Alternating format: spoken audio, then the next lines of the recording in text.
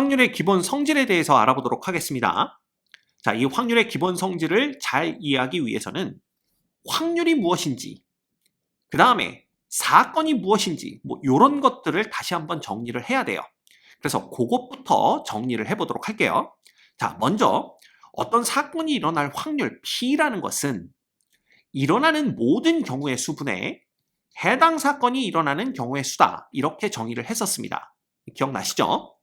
자, 그러면 일어나는 모든 경우의 수라는 것은 뭐냐 하면 어떤 시행에서 나올 수 있는 결과들을 다 모아놓은 것, 그걸 우리가 표본 공간이라고 부른다고 했었죠?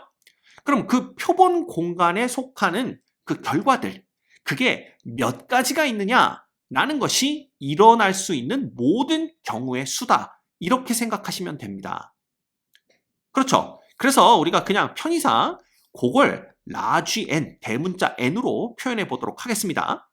자, 그 다음에 해당 사건이 일어나는 경우의 수는요. 자, 먼저 이 사건이라는 게 뭔지 다시 한번 떠올리셔야 돼요. 사건은 이 시행에서 일어나는 모든 결과들을 모아놓은 표본 공간에서 일부 또는 전부를 뽑아서 따로 모아놓은 것, 그게 바로 사건이다 라고 말씀을 드렸습니다. 그래서 이 해당 사건이 일어나는 경우의 수를 스몰 x라고 둔다면 요 x와 n 사이에는 이런 부등식이 성립을 하게 됩니다. 그렇겠죠? 당연히 사건이라는 게 일어날 수 있는 모든 결과들 중에서 일부 또는 전부를 뽑아서 모아놓은 것이니까 이 사건이 일어나는 경우의 수라는 건 n보다는 작거나 같다. 이게 반드시 성립을 해야 됩니다. 그렇겠죠? 자, 그 다음에 이 x라는 것은 어쨌든 경우의 수입니다. 그럼 이 경우의 수가 음수는 가질 수 없겠죠. 마이너스 한 번 일어났다, 마이너스 두 번 일어났다, 이건 불가능합니다. 그런데 이 경우의 수가 한 번도 안 일어난다 라는 건 가능하죠. 따라서 x가 0보다는 크거나 같다, 이런 조건이 또 성립을 합니다. 따라서 이 스몰 x라는 것은 0보다는 크거나 같고 라지 n보다는 작거나 같은 정수가 돼야 된다라는 걸 우리가 알 수가 있어요. 됐죠? 자, 그러면 이 확률 P라는 것이 요 n과 x를 이용해서 표현하자면 n분의 x가 되는 겁니다. 그럼 x가 이 범위에 있을 때 n분의 x는 어떤 범위에 있게 되냐 하면 이건 생각해보면 금방이죠. 그래서 n분의 x라는 값은 당연히 x가 n을 가질 때 이 값은 1이 됩니다. 그리고 x가 0을 가질 때 이 값은 0이 되는 걸 알 수가 있죠. 그죠? 따라서 이 확률 P라는 것은 어디서부터 어디까지 0부터 1까지의 값을 갖는다. 0도 포함, 1도 포함, 이렇게 되는 거죠. 이해되십니까?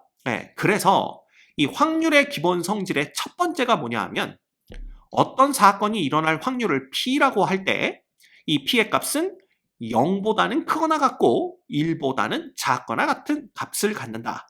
이게 바로 첫 번째 성질이에요. 됐죠?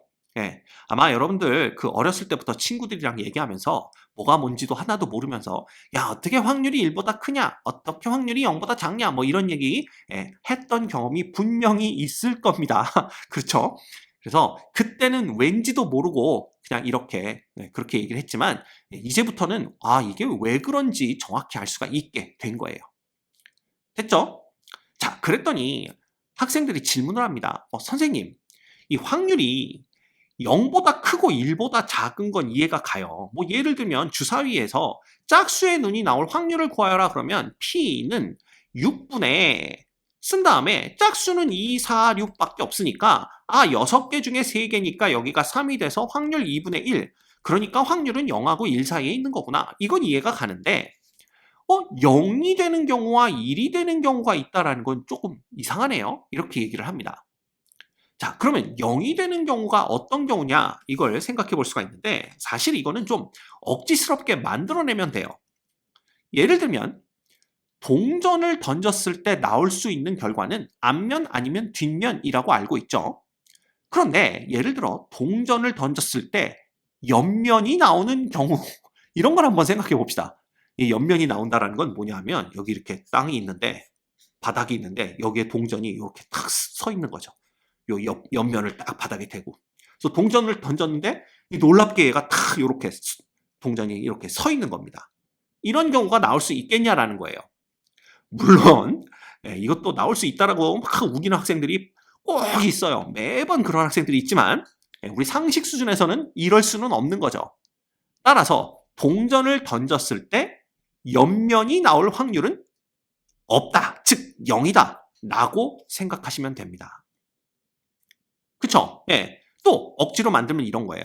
주사위를 던졌을 때 7 이상의 눈이 나오는 사건. 확률 얼마입니까? 7 이상의 눈이 나올 수는 없죠. 경우의 수 0입니다. 따라서 확률도 0이다. 이렇게 보시면 돼요.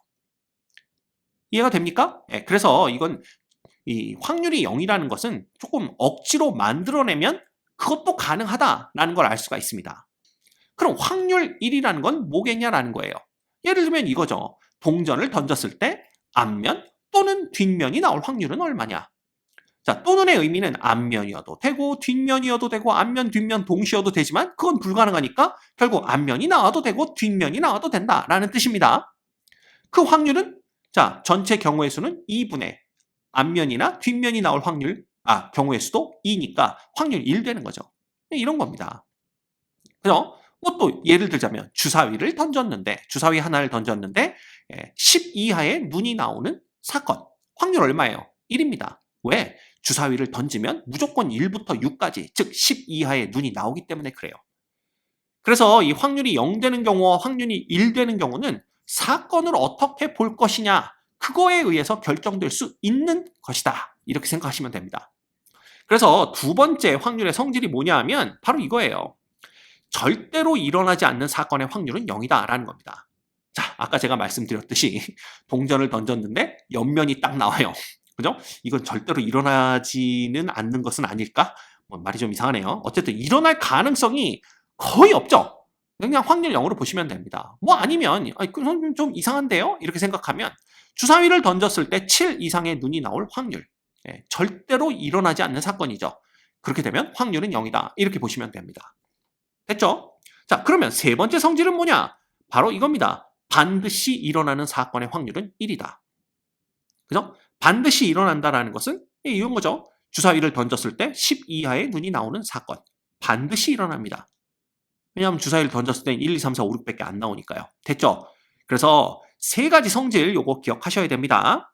어떤 사건이 일어날 확률을 P라고 할 때 P는 0부터 0보다는 크거나 같고 1보다는 작거나 같은 값을 갖는다라는 것. 두 번째, 절대로 일어나지 않는 사건의 확률은 0이다. 세 번째, 반드시 일어나는 사건의 확률은 1이다라는 거. 요걸 기억하고 계시면 됩니다. 아셨죠?